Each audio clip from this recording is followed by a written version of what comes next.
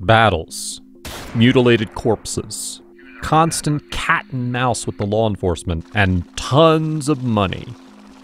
Sounds just like something out of a movie. But it's pretty much the reality of the Mexican drug cartels and the people of the towns they rule. In this video, we'll look at the lives of the members of the most notorious of them all, the Sinaloa Cartel. The cartel synonymous with the name of none other than El Chapo.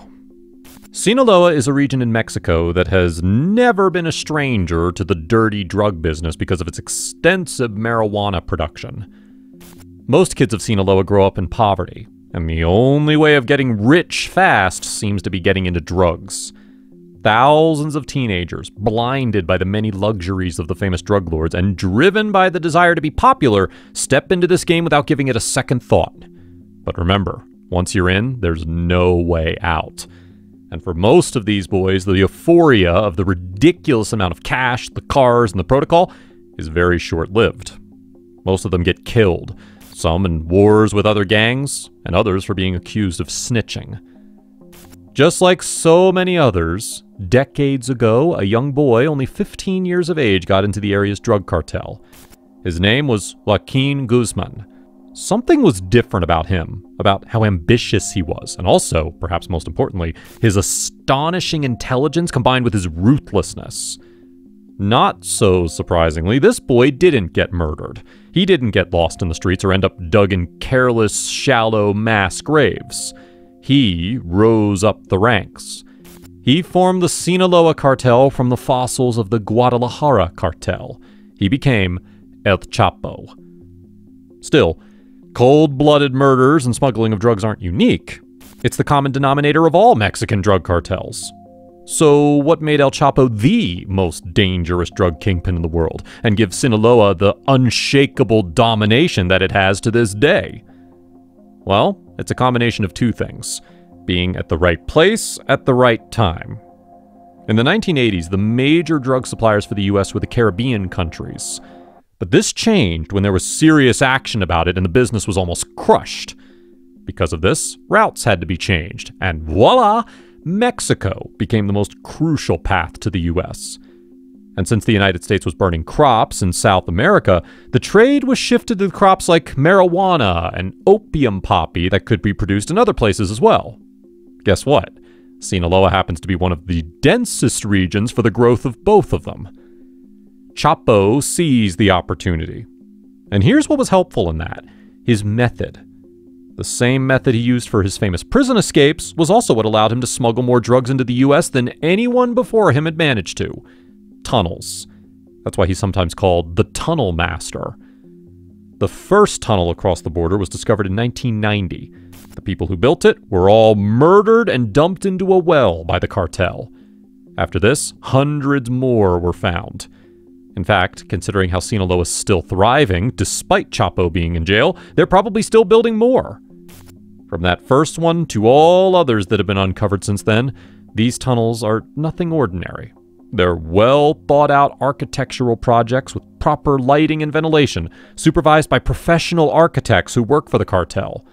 They're built in the perfect locations where the soil is soft enough to dig, but strong enough to hold the tunnel in place. And they're built at a depth where no equipment can detect any motion.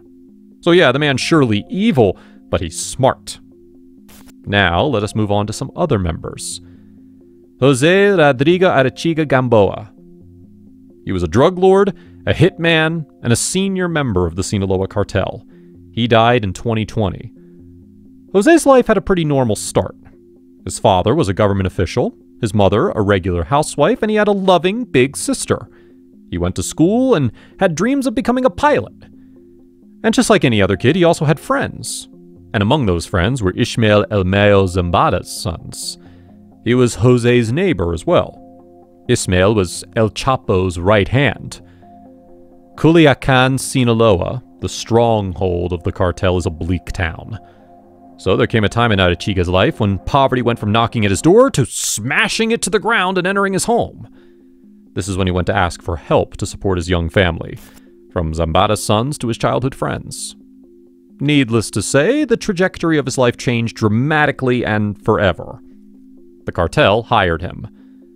At first, they started by giving him small, insignificant jobs, but he stood out. He was better than most, sharp, quick, cruel, and committed. Take, for example, how he dressed as a clown once to kill the enemy. Naturally, he gained the trust of the big guys and was assigned to kill more and more major targets progressively, and he never missed any. He earned himself the nickname of Chino Altaraz and went on to become one of the highest-ranking assassins in the Sinaloa Cartel. He was a wanted man for years with multiple charges against him. And if there's one thing these people know, it's how to escape. Jose went out of his way to put on a disguise. To change his appearance, he got plastic surgery. But there's only so long one can be on the run. In December of 2013, he was caught at an airport in the Netherlands and was brought to the US. Arechiga pled guilty, saying he did get his hands dirty at the cartel's command. And this, folks, was arguably his death sentence. He broke under the US authorities and was known to have cooperated with them by giving away sensitive information about the cartel. His sentence was suspiciously short as well. He said that he would leave all this and start a new life after his release. Well, that didn't really work out. After the release, while he was still under probation, he went missing from the house he was kept in, and days later, he was found dead in the back of a car trunk, along with his sister and her husband in Culiacan, Sinaloa. Authorities said he escaped to Mexico himself, but there are conspiracy theorists who say that the US might have taken him there to get rid of him because there was no way the cartel was going to let him live after the betrayal. Ismail Amayo Zambada Garcia.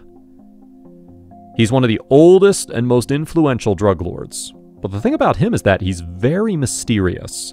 Little is known about his whereabouts. It's always hard to predict what his next move will be. Garcia, better known as El Mayo, moves in the shadows. Sounds like an intriguing man, but in the scariest way possible, doesn't he? His story also goes way back to when the Sinaloa Cartel was formed. He was from a poor family and started growing marijuana on his farm and selling it to make money. He was young at this point, a teenager. When he got married at 17 years of age, he knew he had to step it up and make more money. He worked his way up in the Guadalajara cartel, which was the major cartel in the 80s. But when its leader was arrested, all the drug lords began fighting, and different contingents arose. One of them was the Sinaloa Cartel. Guzman has accused Zambada of conspiring and operating against him so that he could take full control of the cartel. They've been close friends in the past, but where there's a drug trade and billions of dollars, no one can be trusted. So while the accusation isn't confirmed, it isn't too far-fetched either.